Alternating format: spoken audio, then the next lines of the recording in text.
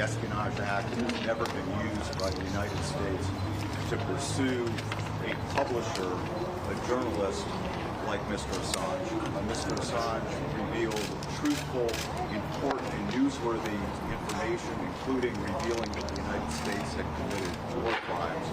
And he has suffered tremendously in his fight for free speech, for freedom of the press, and to ensure that the American public and the world community gets truthful and important, newsworthy information. We firmly believe that Mr. Assange never should have been charged under the Espionage Act and engaged in exercise that journalists engage in every day, and we're thankful that they do. It is appropriate, though, for this fight to end, and it is appropriate for the judge, as she did today, to determine that no additional incarceration of Mr. Assange would be fair, would be appropriate, and it is time for him to be reunited with his family. Mr. Assange is grateful for all of the support that he has received and looks forward to reuniting with his wife and his children and getting back home to Australia. Thank you. Mr. Pollock, is Mr. Assange going to come out and make any statements at all, or be available to Mr. Assange will not be taking statements. When we conclude here, we'll go back inside and we'll leave with Mr. Assange, but he will not be taking questions. How long was this deal in the making? How long did it take to get to this deal? WikiLeaks' work will continue, and Mr. Assange, I have no doubt, will be a continuing force for freedom of speech and transparency in government. He is a powerful voice, and a voice that cannot and should not be silenced. Can you speak more about the choice of Saipan as the venue for this? Because his supposed crime occurred entirely outside of the United States, whatever district is the first district that he enters is the appropriate district for him to be prosecuted. By agreement with the government, we decided that this was an appropriate venue. It is closest to Australia. It allowed us to come in, allowed Mr. Assange to walk out a free man, and to quickly get back to his family in Australia. Mr. Pollock, can you tell me, you described this deal as unprecedented.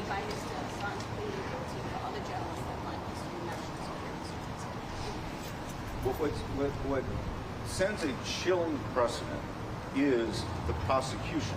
The fact that the United States elected to charge Mr. Assange with violating the Espionage Act. The court today determined that no harm was caused by Mr. Assange's publications.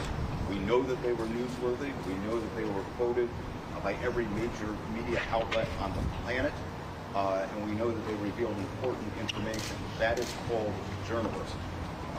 The United States prosecuted that. They exposed Mr. Assange to 175 years in prison. That is what has a chilling effect.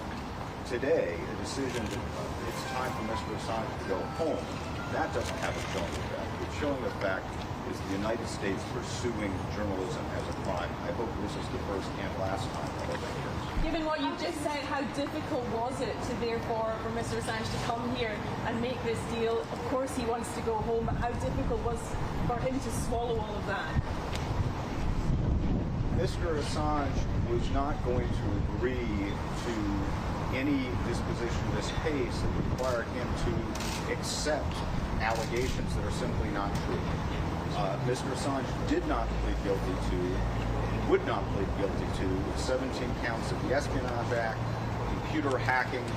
There was a very narrow agreed-upon set of facts here, and Mr. Assange acknowledges that, of course, he accepted documents from Chelsea Manning and published many of those documents because it was in the world's interest that those documents be published.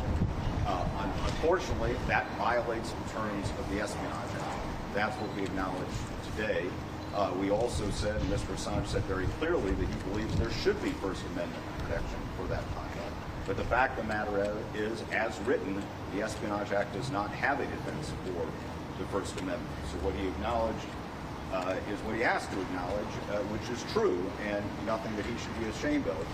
Yes, he received classified information from Chelsea Manning, and he published that information. How long did it How take you does to get to how this does he deal? feel about the legacy that he's leaving behind? The legacy that he's created and built over the last couple years is what he's contributed. I hope he feels very good about it. He has, I think, spurred an important discussion in the United States about how to balance national security and freedom of the press. He has standed by his principles, putting up with detention in the embassy, incarceration in a high security prison.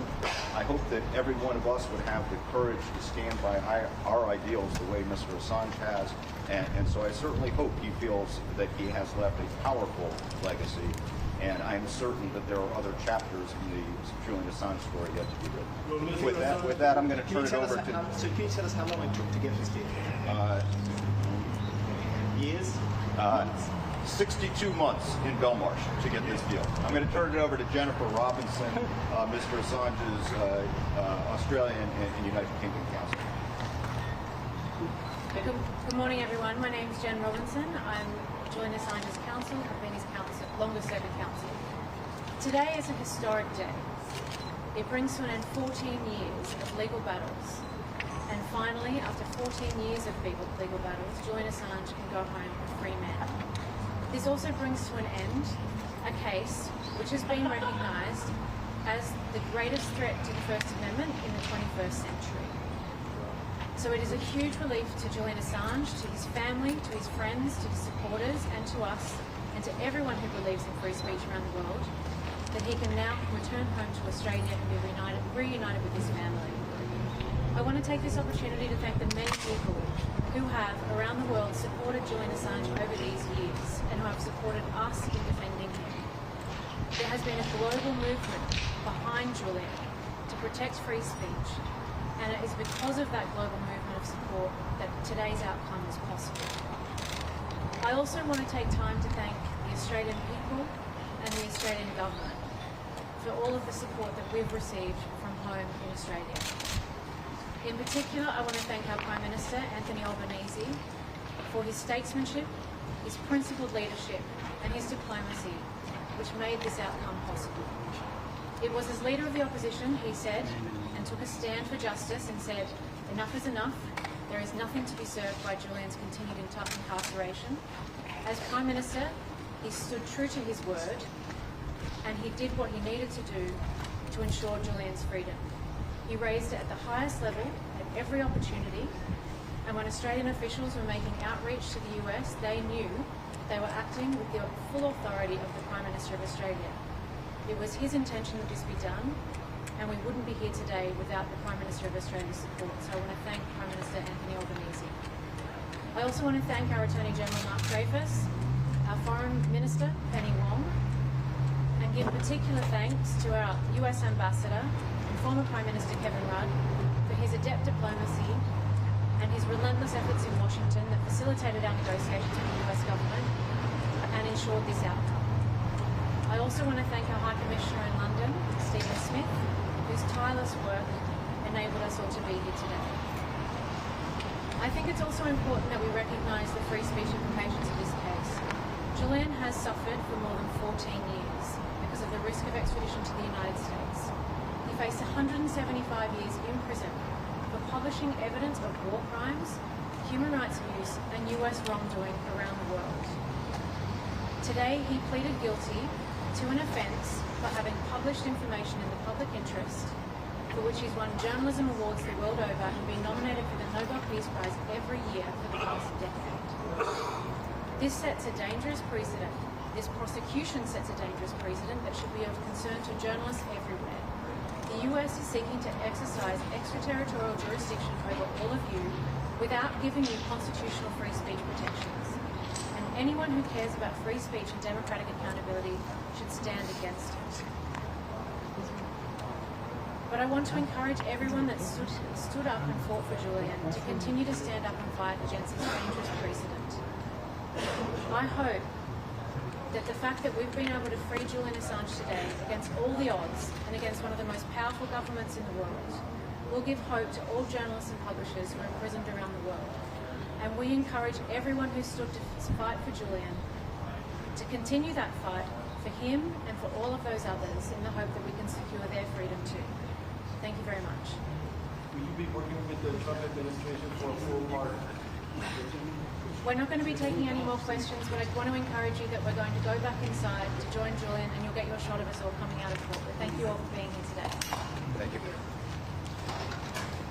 All right, we heard your counsel and co-counsel.